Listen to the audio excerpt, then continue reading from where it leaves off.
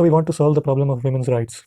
Can we ever get over this notion of who is a man and who is a woman and treat them simply as a person? Can we ever solve the problem of women's rights permanently?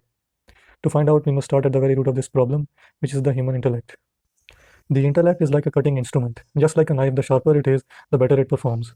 The sharpness of your intellect will depend on the volume of information your mind has gathered over time. The more you gather, the smaller the slices will be, and the better you will understand. While it all sounds amazing, we cannot use our intellect to solve most abstract problems of today, like women's rights. In fact, we will end up making it worse, as it's already happening in the world today. It's all about the label game. So, what is the label game? Let me tell you. At first, we had just one label, which is women's rights.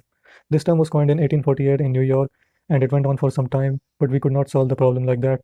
So we sliced this label up and created a smaller one, which is feminism. This term was coined in Netherlands in 1872.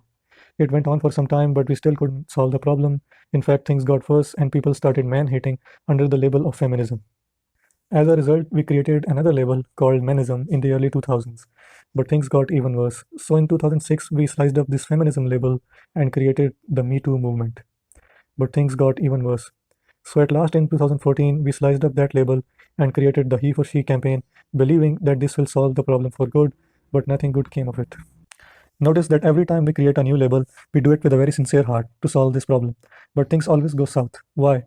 The reason is because we create smaller and smaller labels. Because of that, only specific types of people will find refuge under a particular label, and others will seek refuge under some other label. When so many distinct labels are created to solve the same problem, conflict is inevitable. There will always be people who think that's not my problem and keep away from such campaigns because they don't see it as their own problem.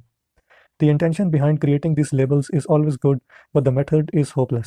So if we want to solve this problem for good, we must go back to the biggest label that includes everyone, and that is human rights. If we approach the problem of women's rights as a human right activity, all sorts of people will come together and treat this problem as if it were their own. Then we will truly be able to solve this problem for good. Thanks for listening.